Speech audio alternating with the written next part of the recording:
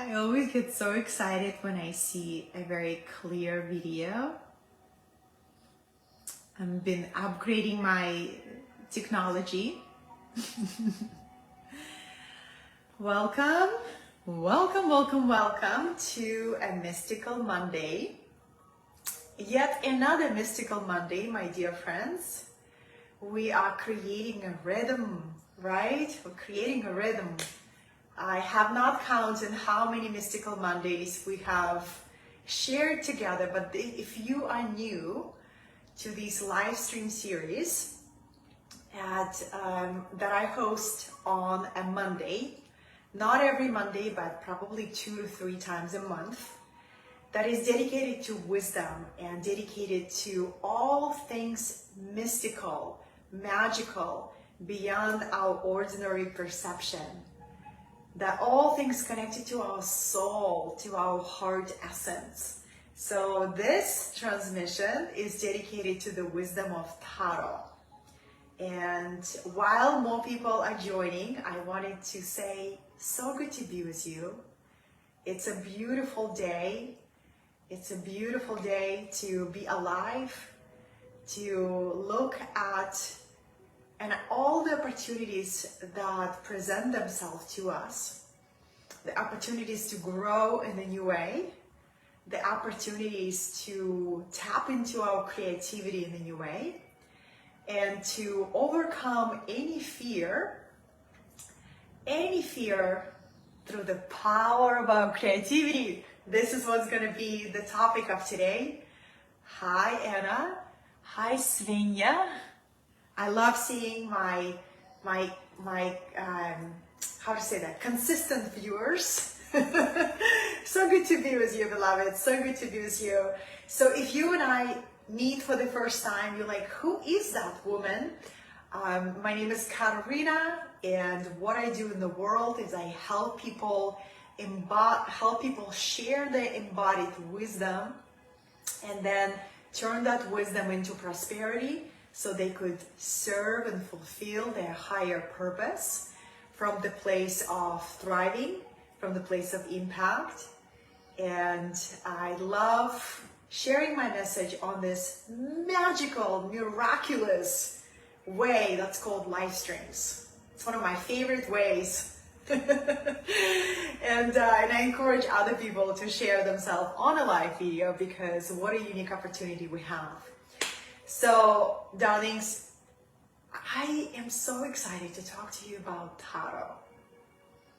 And this is how I pronounce it. So if you pronounce Tarot in a different way, it's totally okay, right? Some people call it Tarot, some people call it Tarot. For me, it always felt Tarot, just Tarot. That's how I say it, right? But some people will say it differently. But the literal translation of the word Tarot is mirror of the soul. And I'd like to give you a little bit of a historic perspective, where it came from. Again, so many people will have very different perspectives. Some historians will say one thing, and then metaphysical teachers will maybe add another piece. What I like to do, I like to synthesize all this research and give you a full picture, right? And I felt guided to choose a specific card. It's a card number 8, which is called Strength in one version of Tarot, and it's called Lustra at another version of Tarot. We're gonna take a look at 2 different decks today. And because initially I wanted to talk about the Queen archetype and the 4 types of Queen archetype that we can activate. But then I said, before we can truly activate our Queen archetype, we get to activate the fullness of our creativity and overcome any fear that comes around sharing our creativity, right? And this is what this card is about. And I will show it a little bit closer so you can see it. But let me know in the comments where you're joining from and why are you excited to be here. And then the main question, I want to know how many Oracle decks you have. I tried to go on the Oracle deck diet this one time when I lived in a small cottage in Laguna Beach. I had, one living room and one bedroom. So my space was very limited. And I kept finding, these one oracle deck that was a must-have and another one. So it was a total failure. I decided that oracle cards are one of my go-to tools because it's a tool of reflection. It doesn't predict your future, it just helps you understand yourself better. Hi Jenny, she says, I am from British Columbia, Kelowna. Thank you so much for joining, Jenny. Welcome, welcome, welcome. So I am in California, in the southern part of California, and we have a June gloom, which is like the gloomy days, but then it warms up around noon and the sun is shining. Okay, Micah, I am from Spain. Yes, hi darling, good to see you again. Joining from Germany, and she has lots of decks. Love it, love it, love it. Well, I attract a lot of my fellow priestesses, and this is one of our tools to serve our community, right? And to offer the guidance and to channel what is happening in the field, right? What are the energies that we're tapping into?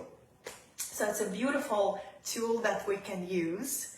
Teresa is from London, and she says, I'm here because you're incredibly inspiring. I have one deck and it's very loved. Thank you, Teresa, so much. I received that. And Svenja is joining from Berlin, has 6 decks. All right, ladies and gentlemen, I think I have at least 30 decks, right? And I do share them and give them away, and it's just such a joy. But let's talk about tarot. So tarot, some people say that tarot just mysteriously showed up in Europe in 16th century. And it was one of those ways that the royalty were entertaining themselves. The European story of how tarot showed up, they say, well, gypsies brought us tarot, right? And then if we desire to go a little bit further back, I actually have found through my metaphysical and mystery teachings research that tarot has been linked through the ancient Egyptian mystery schools. So whenever we hear ancient Egyptian mystery school, who comes to mind? Of course, the ancient civilization of Atlantis, right? In the times of Atlantis, the people who lived in those times have had access to a vast body of knowledge. They used astrology is the #1 tool to understand themselves and their connection to the stars, right?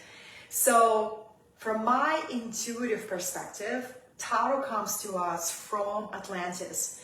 And it's not just a deck of cards, it's actually a blueprint of consciousness, right? Things get really exciting here, beloveds, because when we meet, one of my favorite decks that when I saw it, I just saw that deck and I said, wow, I must have it. And it's a deck by Thoth. So Thoth is a being who was Atlantean priest, and he is known in the history of the universe as the being who loved wisdom so much that when he had an opportunity to wish for anything in the world, any kind of power, you can read that in emerald tablets, he could ask for anything, any kind of skill, any kind of power, right? And he asked for wisdom. He asked for wisdom. So Thoth was also one of the first beings who activated the key code of immortality, meaning he could preserve his consciousness and the memory of his soul between incarnations, comparing to the majority of us when we go through the portal of death, right, and have our life review and we get reunited with our spirit guides and our soulmates who have crossed to the other dimension, and we decide to take on a new body, we get complete amnesia, right? We do not remember who we were in the previous incarnations. Well, Thoth, because he wanted wisdom, he unlocked that capacity to be a living immortal, right? So that's another story. If you and I ever talk about Thoth, I teach a course on Ascended Masters and Sovereign Mind where we dive deep into Thoth transmission. But Thoth, think about Thoth is a representation of divine mind, right? Divine mind. And I remember when I was drawn to Thoth, and I was drawn to these very mystical cards, and they are rich in symbology. They're rich in the depth of meaning. So the reason why I'm showing you this is because I wanted to show you the card that is called Strength in this esoteric version, and every symbol has so much meaning. We'll decode it together. And then another deck of cards that I really love is, this one is a modern version. So this is very, very antique version, right? And this is a very modern version called the Light Seer. You see the High Priestess right here. So we compare those two because the theme of this conversation, overcome any fear through the strength of your creativity. So when we look at the card of the strength, you see this lion, right? Lion, the Leo, that represents creativity, unlimited fountain of creativity within us, right? And any kind of fear, you know what I find some of the deepest fears that shows up on our path is the fear to share our creativity, right? So it could be vulnerable process to share your ideas, to share your creation. It's one thing to conceive an inspiration and then get really focused and create the thing, but it's another thing to actually release it into the world. It can bring up a lot of fear, loves. I remember the very first product that I've ever created. I think it was like the first baby course. And when I didn't have years of experience of launching products, it was excruciatingly fearful experience. My body was so afraid to take an expression of my soul, right? And to offer it in the world because, all of these fears that I heard, oh my goodness, people will criticize you, people will find mistakes, people will laugh at you, right? So these are all real things that's come up in our body when we desire or dare to share our creativity. So if you feel that, I want to validate that. It's a very normal thing to feel that. And how you're going to work through it, beloved, is through experience. The more you do it, the less afraid you are. It's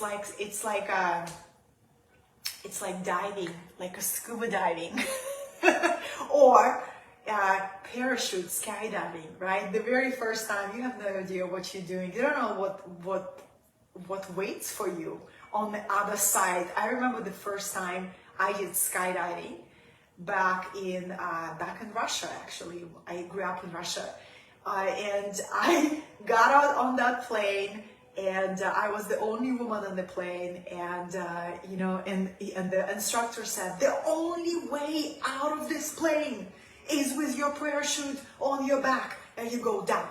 So nobody has any chance to chicken out and back out.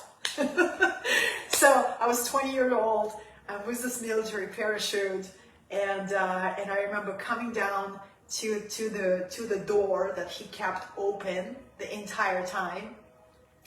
And the instructor looked at me and he's like, you got this. And you take a step into nothing. You take a step into the air, having just enough faith that the parachute will open. And then you fly and your body stumbles in, and it's incredible experience. And the parachute opens and you are rewarded by an experience that very few people will have in a lifetime. You experience the world at its ultimate quietude. it feels like the world was turned off by the sound and you're just floating in the peacefulness. Creativity is similar to that experience, right? The very first time you create something with your mind and your soul and then your hands, it will feel like jumping with a parachute. There are no guarantees. There is no guarantees. It may be a wonderful welcome, or it might be absolute unexpected, right?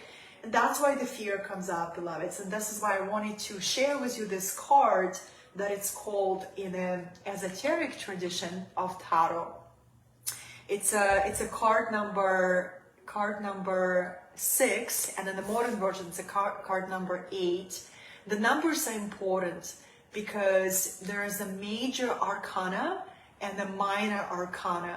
And the major arcana is like, think of it like a 22 key milestones that we get to go through to fulfill our potential. So every tarot deck starts with 0, which is the card of the Fool, right? And the card of the Fool is this new beginnings, that in order for us to step on our hero quest or heroine quest, we get to take a step from the place of innocence, from the place of childlike trust, right?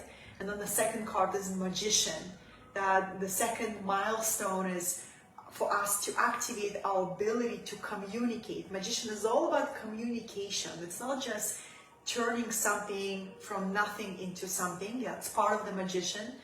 But Magician is our ability to activate communication, right? Communication, verbal communication, written communication. And Magician is also about skills. It's our ability to develop the skills that we require to make our hero journey successful, right? So then the third card is the Priestess. Well, after we awaken our Magician, the complementary to that is our inner Priestess. And on it goes. Each card represents an activation of a particular strength, particular power, particular ability in our life, right? So we are talking today about the card Strength, because, beloveds, it takes strength, real strength, to dream. It doesn't take strength to drift, to drift through our reality aimlessly. It doesn't take much strength. But to set off your unique journey in life, your own direction, it takes a lot of strength. So take a moment to actually acknowledge yourself. If you choose the path less traveled, if you choose the path of building your dream life, it takes strength, right? And so when we look at this card, I really love that this woman represented, she turned into the half face of a lion, right?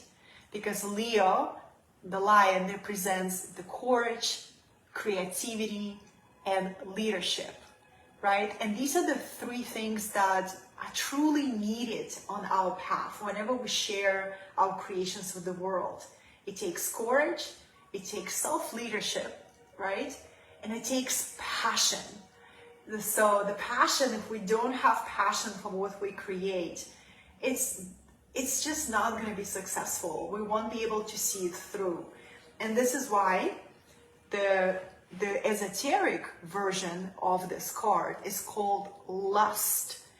And it's not lust from the meaning of sexual desire. It actually goes from the original word lustre, that means a radiance. And what it means, when we're truly connected to our deepest passion, we begin to radiate our passion, right?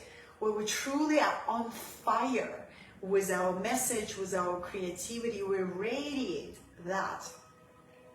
And this is why when people come to me for guidance, especially in business, I always go really, really deep with them. Where is your creative passion? What is the message that you are here to bring forth? What is the message that you would die for? This is how deep I go with people. What is the message that you would die for? Because that tells me a true fire of somebody's soul. And that level of passion is what is required to overcome any fear that shows up on your path. And let's decode this card, because this card is so rich in symbolism.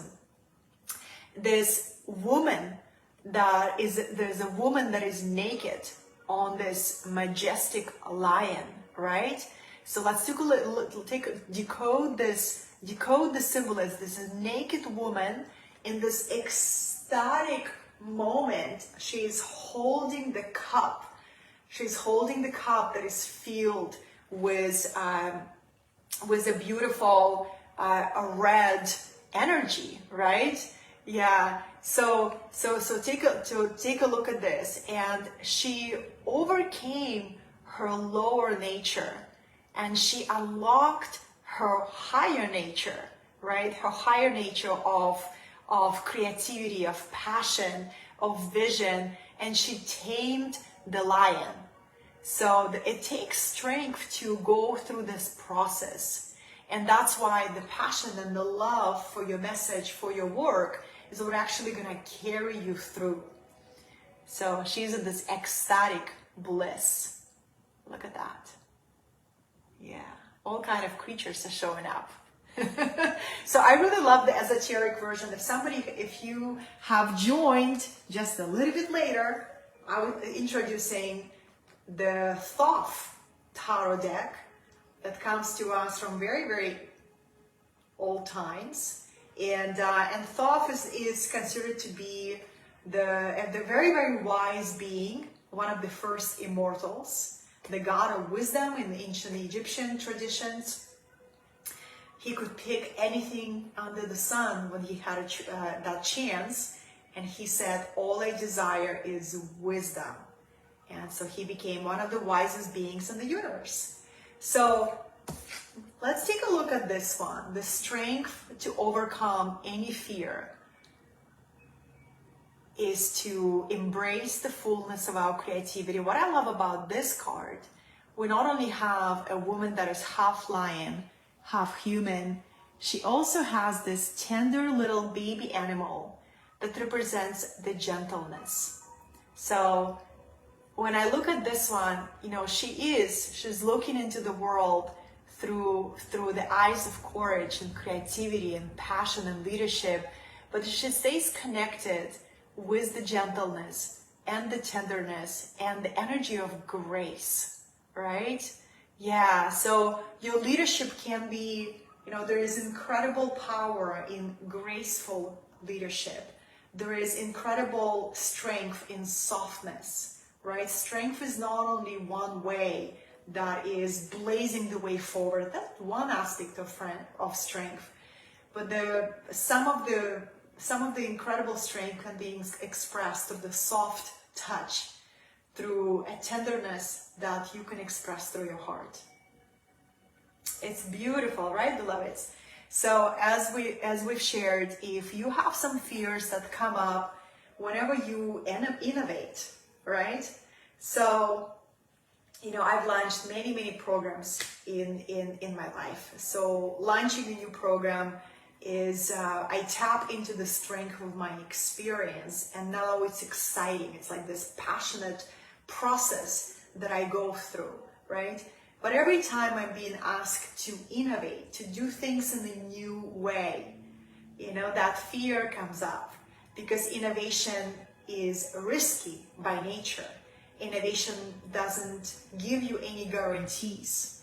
But if you train your mind to see innovation as a part of necessity, it's a part of how you adapt to the change of your environment, how you grow, how you develop and discover new kind of skills in yourself, right? Is by experimenting and trying something very new and very different.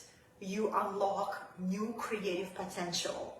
If we keep doing what is familiar, what is known, it's very rare that we find some new skills and new abilities in ourselves. Yeah. Take a moment. Let's take this all in. You know, my favorite story to tell, beloveds, is when I was absolutely terrified of presenting on a webinar. I remember I attended a Tony Robbins event in 2013, and Tony Robbins is really big in this country because I have a lot of international community. Tony Robbins is a big time inspirational teacher, and in one of his events called Unleash the Power Within, I believe it's on the day 2, he takes you through the process where you are you're being confronted by what is the fear that you have not faced, and what is the new identity that you get to call out from within in order to overcome that fear. And in 2013, during that event, I was standing in the crowd of thousands, and I remember saying to myself, I feel incredible fear of leading a webinar. And the identity that needed to overcome that was the identity to step into leadership, right? Because, so loves, one of my teachers, Rich Litvin, the author of Prosperous Coach, if you haven't read that book, read it today.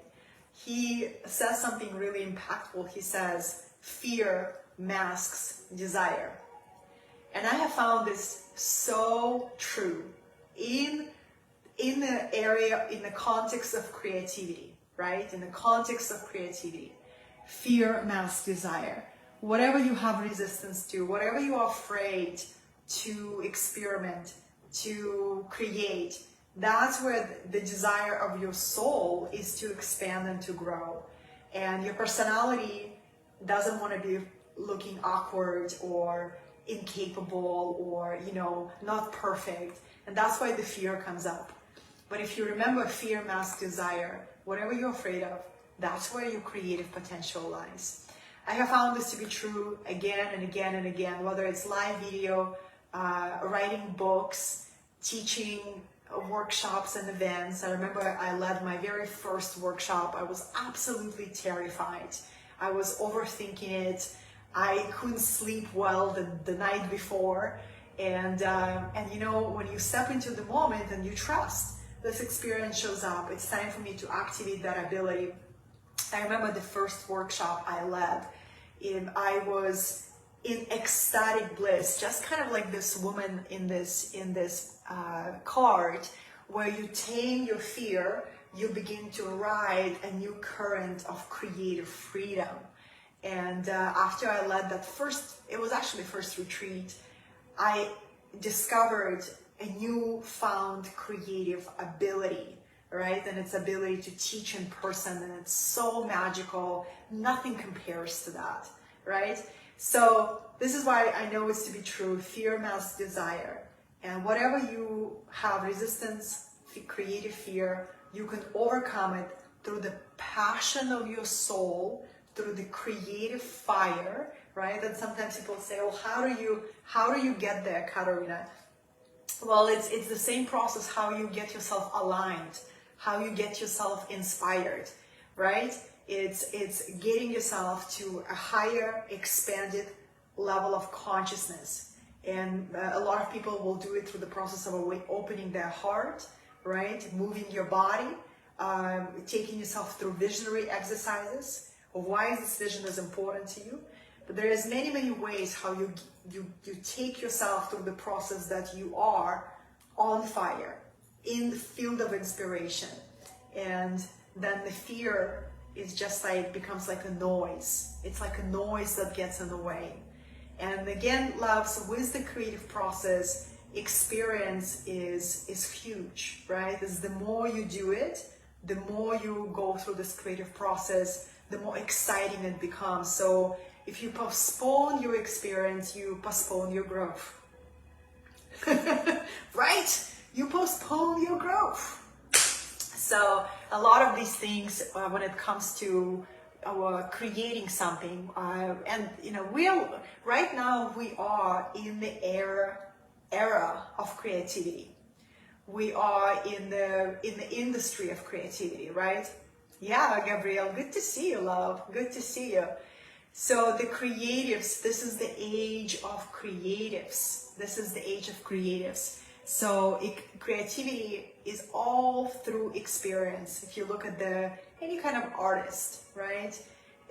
Whether it's a musician or an artist who paints, how many canvases do they have to go through before they nail their style, before they find their style?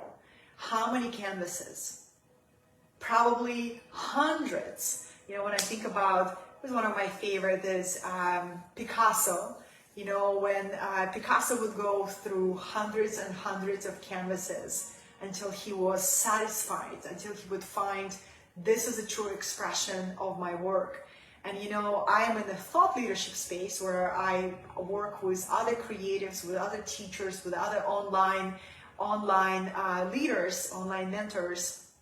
And I bring the same philosophy. The more experience you gather, the more you play with different approach, the faster you're going to find your style.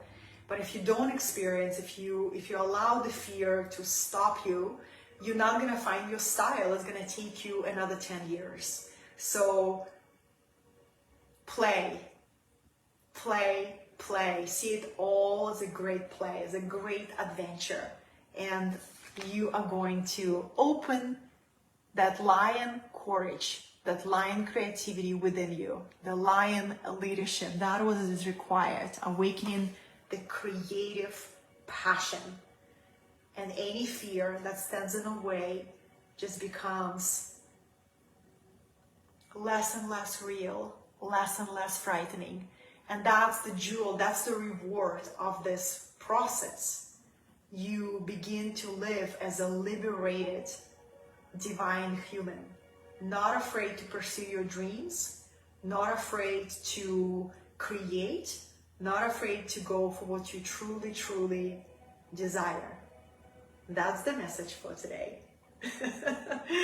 Love you, beloveds. Love you, love you, love you. I am so excited to bring to you in July my most recent creation. It's something that I've been carrying in my creative room for about a year. And it's been all about the timing.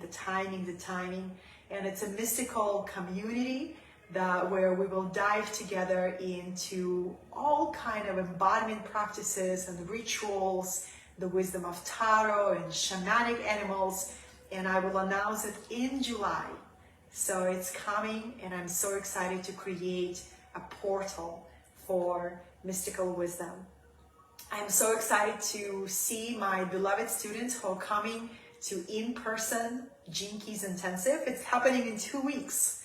So every year I lead a 2-day live event, and we have a sold-out event. It's going to be really exciting. It's a living wisdom that I bow down to every time it comes through in a completely new way. And what else, beloveds? I've added some new offerings. You can see what's available now. They're called my summer special offerings.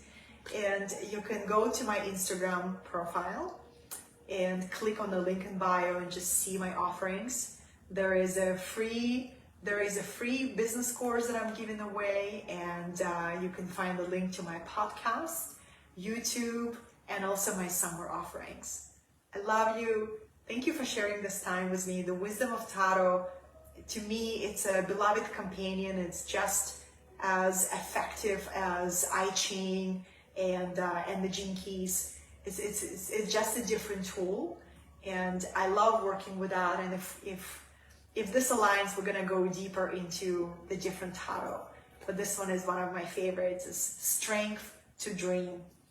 And one of my mentors said, any kind of challenge that you have in your life has one solution, and that solution is create. That's it. So never forget that, any challenge, one solution, create. Create more, create with more courage, create without attachment, key piece, create without expectations, and create without worry how you're gonna look. Create because you cannot help yourself. Your creativity is spilling over out of your soul being on fire, out of your soul connected to something so much higher than you. Any challenge has one solution: create.